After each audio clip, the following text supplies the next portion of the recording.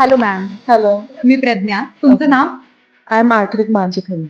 Okay. So तुम्ही इंटिरियरचं काम केलंय इथं, ते खूप सुंदर झालंय. Thank you so much. श्रेया इलेक्ट्रिकल्सनी हा जो ऑटोमेशन कॉन्फरन्स हॉल आहे त्याचं Yes. काम केलंय आणि पहिल्यांदाच रयत शिक्षण संस्थेचा ऑटोमेशन हॉल करण्यात आलाय.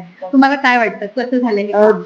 That is looking very good actually and working out very nicely. So it's good. KBP कॉलेजमध्ये fully automated internal quality assurance cell अशी नवीन इमारत म्हणजे स्थापन केलेली आहे आणि तिथे फुल ऑटोमेशन श्रेया इलेक्ट्रिकल्सने आम्हाला करून दिलेलं आहे.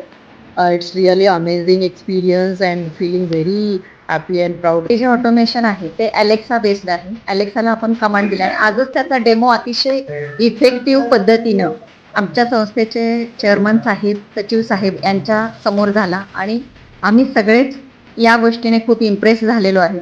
When we are sitting here, we feel like that it's a really amazing experience. First time I think this is first particular conference hall I think in Satara itself.